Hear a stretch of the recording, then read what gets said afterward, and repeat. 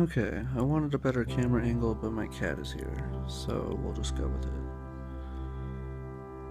it. The types of improvements that I am working on actually require me to go into essentially enlightenment, the awakened state of awareness, where, there is nothing else. There is nothing first, and there's just this. And to experience those things, and then realize the separate self is a lie, and realize that the self that I am, that I identify with, doesn't exist. Right? It's not a real thing. It's just what I believe that it is. Or whatever. It's just a thought. It's just a habit. It's just it's not a real thing. It's not actually me. Or, whatever. Because awareness is just that, just awareness. So, from that point of view, the separate self can either fall away, or, in my desire, in my opinion, it can be improved upon. The separate self can be seen from the most objective point of view, and if you are 100% aware during those moments, if you really are aware during those moments, aware of your body, aware of your thoughts, aware of all possible phenomena and arisings in awareness, whatever objects, however you want to put it, if you're aware of all those things at the same time, then your mind can record.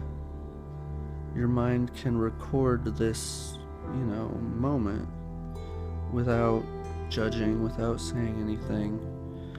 And when you are completely aware, then your mind records that moment of what it is and what the feelings are, what the phenomena are, what the thoughts are. And then afterwards you can look at that memory, and the awareness doesn't like to, memories are just another arising in awareness, right? Memories aren't any more real than anything else.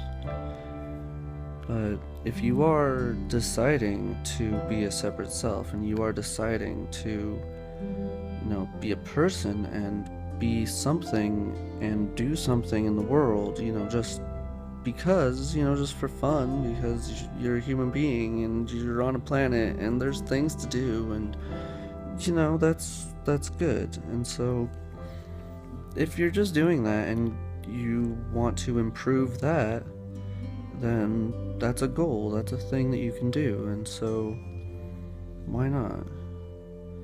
But see, I got kind of intense on it because that is, something that I'm very focused on. But that type of self that is,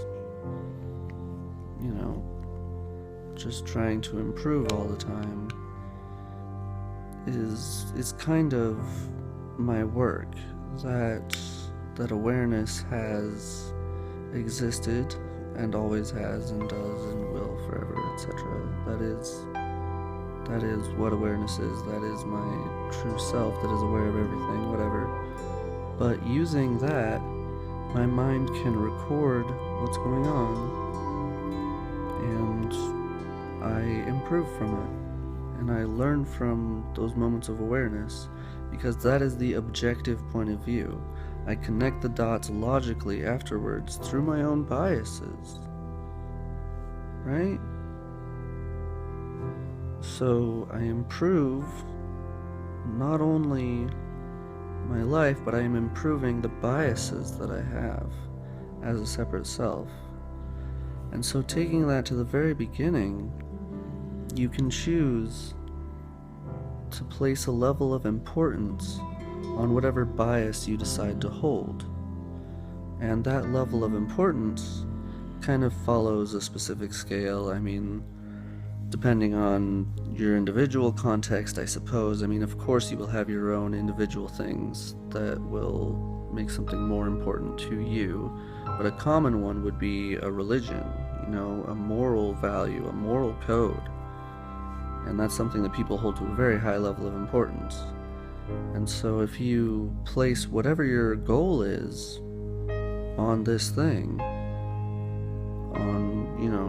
on this moral level, on this religious level, then you will start to see it differently, and you will start to experience it differently. Your biases towards it will be different.